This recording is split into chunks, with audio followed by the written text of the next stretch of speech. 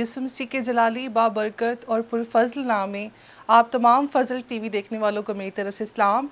मेरा नाम मुबशिर अंजील कायनात खावर है और मेरा ताल्लुक़ Pakistan assemblies of God church Yusuf नगर से है। और आज मैं खुदा का बेहद शुक्र अदा करती हूँ कि खुदा ने फ़ज़ल टेलीविज़न की बदौलत मुझ नाचीज़ को ये मौका बख्शा कि आप सबकी खिदमत में खुदा के पाक कलाम को शेयर कर सकूँ। ये खुदा का मुझ पर बड़ा फ़ज़ल है, इसके लिए मैं खुदा का शुक्र अदा करती हूँ। और इसके बाद ख़ास तौर पर शुक्रगुज़ार हूँ पास्टर इमरान फ़ज़ल और उनकी मिसेज़ सिस्टर महविश इमरान के लिए कि खुदा ने उन्हें ये फ़ज़ल बख्शा है कि वो खिदमत सर अंजाम दे रही हैं। और मैं इनके लिए दुआ गो हूँ कि खुदा इन्हें रोज़ बरोज़ और ज़रा कसरत से अपने जलाल के लिए इस्तेमाल करे और ज़्यादा बेहद बरकत दे। सो आज आए हम अपने सरमन की तरफ बढ़ते हैं, खुदा के मुक़द्दस कलाम की तरफ। आज चंद बातें मैं आपके साथ शेयर करूँगी जो खुदा ने मेरे दिल में डाली, वो मैं आपके साथ शेयर करूँगी। तो सबसे पहले मैं आपको बताना चाहती हूँ कि मेरा टॉपिक क्या है। आज का जो मेरा टॉपिक होगा वो है कि खुदा हमारे बारे में क्या सोचता है। क्या होगा मेरा टॉपिक जी? खुदा हमारे बारे में क्या सोचता है। तो आए खुदा के मुक़द्दस कलाम को खोलेंगे। आज हम अपनी बेहतरी और भलाई के लिए खुदा के मुक़द्दस कलाम में से देखेंगे लूका की अंजील, उसका 18 बाब और उसकी 9 आयत से लेकर 14 आयत तक। खुदा के मुक़द्दस कलाम में से तलावत करूँगी। आप सबसे गुजारिश है ध्यान से सुनिएगा और मेरा ईमान है कि आज कलाम के वसीला से खुदावंद आप सबनों को बेहद बरकत देंगे। आमीन। खुदा के पाक कलाम को पढ़ेंगे खुदावंद यीशु मसीह नासरी के नाम से। फिर उसने बाज़ लोगों से जो अपने पर भरोसा रखते थे कि हम रास्तबाज हैं और बाकी आदमियों को नाचीज़ जानते थे, ये तमसील कही कि 2 शख्स हैकल में दुआ करने गए, एक फरीसी दूसरा महसूल लेने वाला। फरीसी खड़ा होकर अपने जी में यूं दुआ करने लगा कि ए खुदा, मैं तेरा शुक्र करता हूँ कि बाकी आदमियों की तरह जालिम, बेइंसाफ, ज़नाकार या इस महसूल लेने वाले की मानिंद नहीं हूँ। मैं हफ्ता में 2 बार रोज़ा रखता और अपनी सारी आमदनी पर दैयकी देता हूँ। लेकिन महसूल लेने वाले ने दूर खड़े होकर इतना भी ना चाहा कि आसमान की तरफ आंख उठाए, बल्कि छाती पीट पीट कर कहा, ए खुदा, मुझ गुनाहगार पर रहम कर। मैं तुमसे कहता हूँ कि ये शख्स दूसरे की निस्बत रास्तबाज ठहर कर अपने घर गया, क्योंकि जो कोई अपने आप को बड़ा बनाएगा वो छोटा किया जाएगा, और जो अपने आप को छोटा बनाएगा वो बड़ा किया जाएगा। खुदा का मुक़द्दस पाक कलाम पढ़ा और सुना जाना हम सबनों के लिए बाइस बरकत हो। आमीन। ये पैसेज, ये पैराग्राफ जो मैंने आपके सामने पढ़ा, इसमें हमें 2 जो हैं वो शख्सियात नज़र आ रही हैं, और ये दोनों ही सेम प्लेस पे हैं, सेम जगह हैं। और वो जगह कौन सी है? वो जगह है खुदा का घर, हैकल। ये दोनों कहाँ मौजूद हैं जी? हैकल के अंदर मौजूद हैं, और दोनों काम भी एक ही कर रहे हैं। दोनों काम भी एक ही कर रहे हैं। दोनों एक ही जगह मौजूद हैं और काम भी एक ही कर रहे हैं। दुआ कर रहे हैं। क्या कर रहे हैं? दुआ। और लेकिन एक को खुदा ने रास्तबाज ठहरा दिया और एक को खुदा ने रास्तबाज ना ठहराया। इसकी रीज़न क्या थी? इसकी वजह क्या है? हम देखेंगे कि खुदा हमारे बारे में कैसे सोचता है। हम अपने बारे में कुछ भी सोचें, इससे खुदा की पॉइंट ऑफ व्यू पे फ़र्क नहीं पड़ता।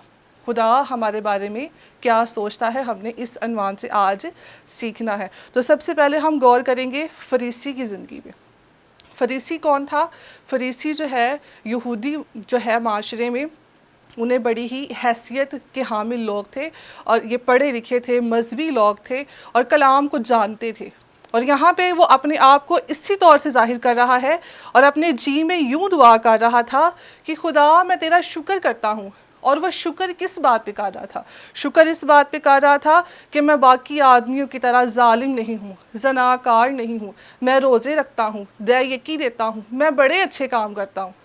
और हम भी आज के दौर में अगर देखें तो ये काम करने वाले लोगों को हम भी अच्छे ही समझेंगे, اور ایسا کام کرنے والے لوگ بھی خود کو اچھا ہی سمجھیں گے، اور یہ غلط بات نہیں ہے، لیکن اس کے اندر کمی اور خامی کیا تھی جو خدا نے اس کو رد کر دیا؟ یہ تو دیکھ رہا ہے کہ میں دوسرے آدمیوں کی مانند نہیں ہوں، میں باقی سب سے اچھا ہوں، میں روزے رکھتا ہوں، میں یقین دیتا ہوں، میں خدا کی عبادت کرتا ہوں، میں دعا کرتا ہوں، لیکن اس کی خامی یہ تھی، کہتا ہے کہ میں باقی آدمیوں کی طرح نہیں، میں باقی آدمیوں سے بہتر ہوں۔ اور اس کے بعد کیا کہتا ہے، وہاں پر اس سے یہ بھی معلوم تھا کہ محصول لینے والا شخص بھی موجود ہے، اور کہتا ہے کہ خدا میں تیرا شکر کرتا ہوں، میں اس محصول لینے والے کی مانند بھی نہیں ہوں۔ تو آگے ہم دیکھتے ہیں کہ خدا نے اس سے قبول کیا یا نہیں کیا۔ آگے ہم محصول لینے والے کی دعا پر بھی غور کرتے ہیں۔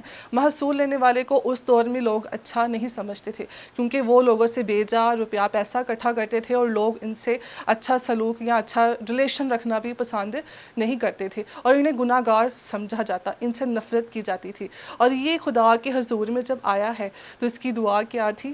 اس کی دعا یہ تھی کہ اے خدا مجھ گناہ گار پر رحم کر۔ کیا کر جی؟ مجھ گناہ گار پر رحم کر۔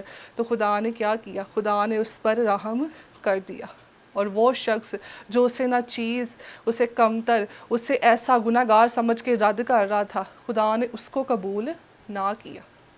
آج ہم اپنی زندگیوں پر غور کرنے کی ضرورت ہے۔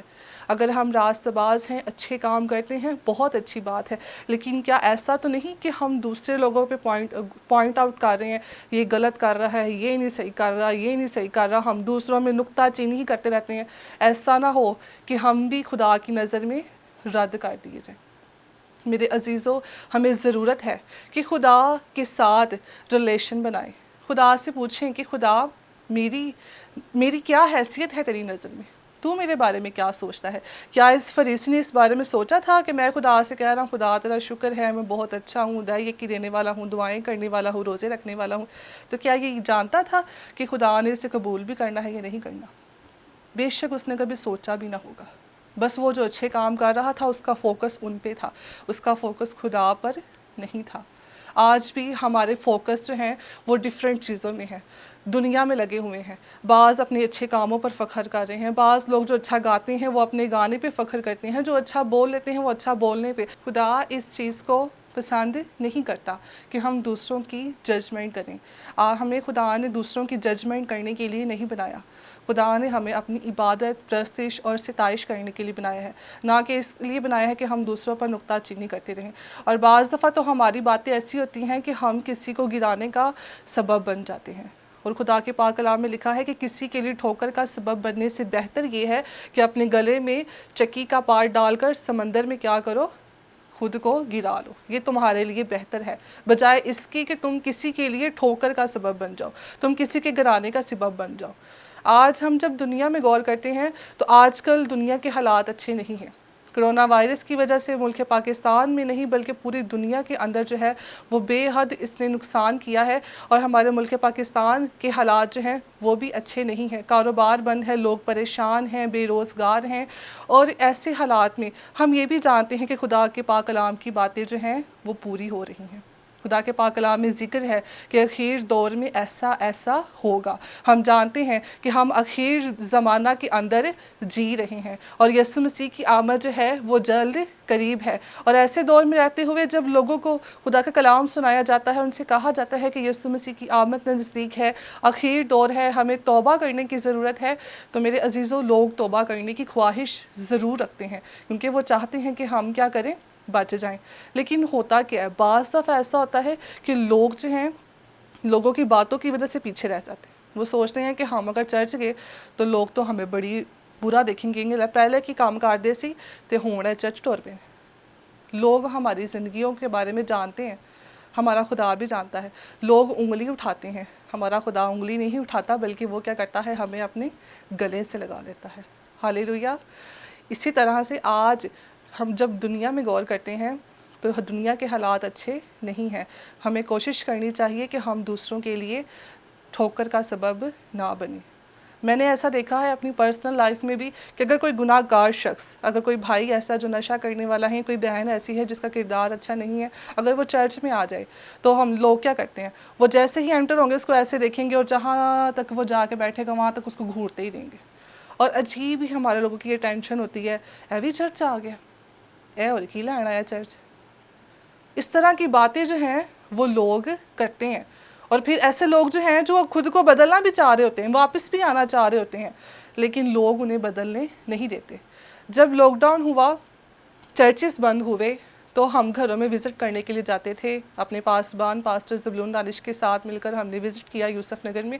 تو جب گھر گھر میں وزٹ کیا تو ہم نے دیکھا، ہم نے پوچھا، ان سے بات چیت کی، اور انہوں نے کہا بھی لوگوں سے کہ آپ فیملی میں بیٹھ کے عبادت کیا کریں، کیونکہ چرچز تو بند ہیں. تو بہت سارے ایسے خاندان، ایسی فیملیاں تھیں جنہوں نے بیٹھ کر کیا کیا، دعا کرنا شروع کر دی، اور یہ بڑی خوشی کی بات تھی. اور ایسے ہی میں نے ایک بھائی سے کہا کہ بھائی ایسے ہم وزٹ کرتے ہیں تو لوگوں نے اب گھروں میں دعائیں کرنا شروع کرتی ہیں، تو مجھے بڑا خوشی ہو رہی ہے. تو میں نے کہا آپ بھی کیا کریں گھر میں، فیملی ممبر سارے مل کے آپ پرے کیا کریں. تو بھائی نے آگے سے مجھ سے کہا کہ باجی یہ کرونا وائرس تھوڑا عرصہ ہو رہا نا تو پوری دنیا نے توبہ کر لیں. ایسی باتیں لوگ بناتے ہیں کہ ہون وائرس آ گیا، پریشانی آ گئی، مشکل آ گئی تو پوری دنیا نے توبہ کر لینی ہے، ہون میں نا سارے خدا خدا کریں گے. میرے عزیزو، ہمیں کسی کو بھی لیٹ ڈاؤن نہیں کرنا، نہ ہی کسی پہ تنقید کرنی. اب اس نے خود دعا کرنے کا ڈیسیجن نہیں لیا، بلکہ جنہوں نے دعا کرنا شروع کی ہے، جنہوں نے دعا کرنے کا فیصلہ کیا ہے، ان کو بھی بات کر لی کہ ہونتے سارے توبہ کریں گے. ایسے ہی ہم یہاں پر بھی دیکھتے ہیں، یہ شخص جو ہے یہ اسے غلط ٹھہرا رہا ہے، اسے کہہ رہا ہے کہ یہ اچھا نہیں ہے، لیکن خدا نے کیا کیا، اسے رد کر دیا. اور وہ شخص جو کہہ رہا تھا کہ ہاں خدا میں گناہ گار ہوں تو مجھ پر رحم کر، اس پر خدا نے رحم کر دیا. میرے عزیزو، آج ہمیں ضرورت ہے کہ اگر آپ کی زندگی ابھی بھی آپ گناہ میں زندگی بسر کر رہے ہیں تو ضرورت اس بات کی ہے کہ آج سوچیں ضرور، لوگوں کی باتوں کی فکر نہ کریں. ہمارے معاشرے میں یہ کال ہے کہ سب سے بڑا روگ کیا کہیں گے لوگ. ہم لوگوں کی بات کی بڑی فکر کرتے ہیں، ہمیں بڑی پرواہ ہوتی ہے کہ 4 لوگ ہمارے بارے میں کیا کہتے ہیں. لیکن کبھی آپ نے یہ سوچا کہ خدا ہمارے بارے میں کیا سوچتا ہے؟ اور جب خدا آپ کے ساتھ ہے تو آپ کو کسی کی فکر کرنے کی ضرورت نہیں ہے. لوگ آپ کے بارے میں اچھا کبھی بھی نہیں کہیں گے. یہاں اگر 4 لوگ آپ کے بارے میں اچھا کہتے ہیں تو 4 لوگ وہاں آپ کی برائی بھی کرنے والے ہوں گے. ہر کوئی آپ کو قبول نہیں کرے گا، ہر کوئی آپ کی تعریف نہیں کرے گا، ہر کوئی آپ کو اچھا نہیں کہے گا. تو پھر ہمیں کیا کرنا چاہیے؟ ہمیں یہ کرنا چاہیے کہ کوئی اچھا کہے چاہے برا کہے، ہم نے خدا کو اپنی سائڈ میں لے لینا. اگر خدا نے قبول کر لیا تو سمجھے ساری دنیا نے، قبول کرے یا نہ کرے کوئی فرق نہیں پڑتا. ہماری زندگی جو ہے وہ چند عرصہ کی ہے، زیادہ سے زیادہ ہم کتنے سال جی لیں گے؟ 70 سال، 80 سال یا 100 سال؟ ایسے ہی ہے. ہماری زندگی زیادہ سے زیادہ کتنی ہے؟ 100 سال کی. لیکن جو زندگی ہمیں ہمارے مرنے کے بعد ملنی ہے وہ ہمیشہ کی زندگی ہے، وہ کبھی نہ ختم ہونے والی زندگی ہے. وہ اس کے وسیلہ سے ہم جو ہیں وہ ہمیشہ خوش رہیں گے. وہاں رونا نہیں ہوگا، وہاں مشکل نہیں ہوگی، وہاں پریشانی نہیں ہوگی، وہاں ہم خدا کے حضور میں رہیں گے، وہاں ہم ہمیشہ اپنے خدا کے ساتھ خوش رہیں گے. میرے عزیزو، اس دنیا کی فکر نہ کریں. خدا کے پاک کلام میں لکھا ہے کہ دنیا کی فکر نہ کرو، اپنے آسمانی باپ کی فکر کریں. آسمان کی بادشاہی اور راست بازی کی تلاش کرنا شروع کر دیں. دنیا چاہے ادھر سے ادھر ہو، آپ کا اور خدا کا ریلیشن جو ہے وہ مضبوط اور اچھا ہونا چاہیے. اپنے آپ کو تیار کریں. اگر آپ خدا سے دور ہیں تو خدا کی طرف رجوع لے آئیں. لوگوں کی فکر نہ کریں. لوگ آپ کے بارے میں کبھی بھی اچھا نہیں کہیں گے. اور انسان ہوتے ہوئے چند دن کی زندگی ہے ہماری باتیں ایسی ہوتی ہیں، بڑی بڑی باتیں، کہ ہم کسی کو کچھ سمجھتے نہیں. تو کیا پتہ کہ خدا ہمیں بھی نہ کچھ سمجھتا ہو. جو لوگ بڑی بڑی باتیں کرتے ہیں، کسی کو کچھ نہیں سمجھتے، چھوٹا سمجھتے ہیں، کمتر سمجھتے ہیں، نہ چیز سمجھتے ہیں، تو انہیں یہ سوچنے کی ضرورت ضرور ہے کہ کیا خدا تو نہیں ہمارے بارے میں یہی سوچتا؟ جو ہم کسی کے بارے میں سوچیں گے، خدا ہمارے بارے میں کیا سوچتا ہے؟ بائبل مقدس میں بے حد خوبصورت مثال ہے مصرف بیٹے کی مثال، کہ اس نے کیا کیا. ان کے 2 بیٹے تھے باپ کے. بائبل مقدس میں یہ تمثیل ہمیں ملتی ہے لوکا کی انجیل میں ہی، اور وہاں پہ لکھا ہے کہ باپ کے 2 بیٹے تھے. اور چھوٹے بیٹے نے کیا کیا؟ اس نے کہا کہ باپ، مال و جائیداد کا جو حصہ میرے حصے آتا ہے وہ مجھے کیا کر دے دے. اور اس کے باپ نے کیا کیا؟ اس کے باپ نے انہیں جائیداد بانٹ دی. اور بہت دن نہ گزرے تھے، ہوا کیا کہ اس نے اپنا سارا مال متا لیا اور دور دراز ملک میں چلا گیا۔ بائبل مقدس ہمیں یہ سکھاتی ہے کہ وہ کہاں چلا گیا؟ دور دراز ملک میں چلا گیا، اور وہاں جا کے اس نے کیا کر دیا؟ وہاں جا کے اس نے اپنا مال متا جو تھا وہ سارا عیاشی میں، جوئے میں، برے کاموں میں جو تھا وہ خرچ کر دیا۔ اور جب سب کچھ اس کے پاس سے جاتا رہا تو ہوا کیا؟ جب وہ وہاں گیا ہوگا، جب اس کے پاس روپیہ پیسہ تھا، جب وہ لوگوں کے پیچھے بیٹھتا ہوگا، جوا کھیلتا ہوگا، برے کام کرتا ہوگا، عیاشی میں اپنے پیسے لوٹاتا ہوگا، تو یقیناً اس کے بہت سارے دوست بھی بن گئے ہوں گے جو ہمیشہ اس کے ساتھ جڑے رہتے ہوں گے، جو اس کے ساتھ ساتھ رہتے ہوں گے۔ تو ہوا کیا؟ خدا کا پاک کلام ہمیں یہ بتاتا ہے کہ جب اس ملک میں سخت کال پڑ گیا اور اس کے پاس روپیہ پیسہ بھی نہ رہا، تو پھر اس نے کیا کیا؟ اس کے دوست بھی اسے آہستہ آہستہ چھوڑنا شروع ہو گئے۔ جب اس کے دوستوں نے اسے چھوڑ دیا تو وہاں کلام مقدس ہمیں سکھاتا ہے کہ وہ ایک ایسی جگہ چلا گیا، ایک شخص کے ہاں جا پڑا جہاں وہ سور چلانے کا اسے کام ملا، اور سور چراتے چراتے کیا ہوا؟ اسے خواہش تھی کہ میں سور جو پھلیاں کھاتے ہیں ان میں سے لے کر وہ کھاؤں، وہ کھانا کھاؤں، لیکن اسے وہ بھی نہ ملتا تھا۔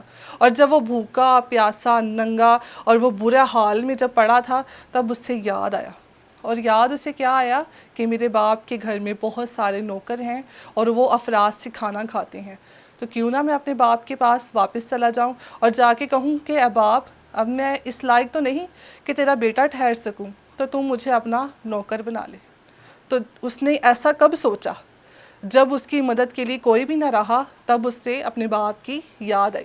میرے عزیزوں، اس دنیا میں رہتے ہوئے بھی بعض اوقات خدا ہم سے ہماری مدد کرنے والے لوگوں کو دور کر دیتا ہے۔ کیوں؟ تاکہ ہم خدا کی طرف اپنی نگاہیں لگا سکیں۔ جب ہم دنیا میں دیکھتے ہیں، جب سارے راستے بند ہو جاتے ہیں نا، تب ایک راستہ ہمیشہ کھلا رہتا ہے، اور وہ کون سا راستہ ہے؟ ہمارا خدا ہے۔ وہ ہمیں کبھی بھی نہیں چھوڑتا، وہ ہمیشہ ہمارے ساتھ رہتا ہے، وہ پھر بھی ہمیں قبول کر لیتا ہے۔ خدا کا مقدس کلام ہمیں یہ سکھاتا ہے کہ جب وہ اپنے باپ کے پاس واپس گیا تو اس کے باپ نے اسے نوکر کی طرح نہیں بلکہ اپنے بیٹے کی طرح ہی قبول کیا۔ آج وہ لوگ، وہ بہنیں، وہ بھائی جو اس وقت مجھے دیکھ رہے ہیں، خدا سے دور ہیں، میں ان سب سے گزارش کروں گی کہ میرے عزیزوں، لوگ آپ کو قبول کریں یا نہ کریں، آخر دور ہے، ہمیں چاہیے کہ ہم اپنے باپ کے پاس واپس آ جائیں، اور وہ ہمیں قبول کرنے کے لیے تیار ہے۔ اور وہ لوگ جو پریشان ہیں، کوئی راستہ نہیں بچا، ہر طرف نا امیدی ہے، مایوس ہیں، تو ایک بات یاد رکھیں، خدا کے مقدس کلام میں یہ ورس مجھے بہت پسند ہے، وہ ہے کہ خدا شکستہ دلوں کے نزدیک ہے۔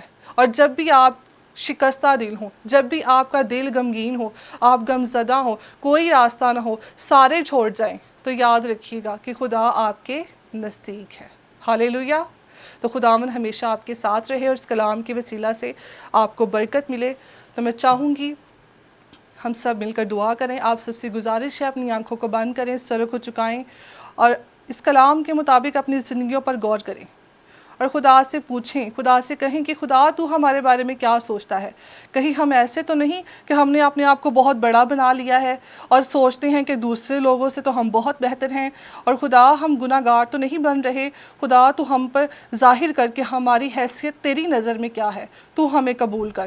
میرے پیارے آسمانی باپ، میں تیرا بے حد شکر ادا کرتی ہوں خداوند کہ تو ہم سے پیار کرتا، ہمیں ہمیشہ سنبھالے رکھتا ہے۔ پیارے آسمانی باپ، آج کلام کا جو بیج بویا گیا ہے، میں منت کرتی ہوں سننے والی تمام جانوں کو بڑی برکت دینا، اور وہ لوگ، وہ بیٹیاں، وہ بیٹے، وہ بچے جنہوں نے یہ فیصلہ کیا ہے کہ وہ اپنی زندگی تجھے دیں گے، پیارے آسمانی باپ منت کرتی ہوں تو ان پر اپنے ہاتھ کو بڑھانا، تو ان کی مدد اور رہنمائی کرنا، اس اخیر دور میں رہتے ہوئے یہ تیرے نام کو عزت اور جلال دینے والے بنے، یہ تجھے پسند آ جائیں، یہ تیری نظر میں مقبول ہو جائیں، اور پیارے آسمانی باپ سارا عزت جلال آپ کے پیارے آسمانی باپ، آپ کے اکلوتے بیٹے خداوند یسوع مسیح ناصری کے نام کو دیتے ہیں۔ پیارے آسمانی باپ، اسی طرح سے تیرے فضل والے ہاتھ کو ساری فضل ٹیم پر مانگتے ہیں، منت کرتے ہیں تو انہیں اور زیادہ کثرت سے اپنے جلال کے لیے استعمال کرنا، مسیح یسوع کے نام سے، آمین۔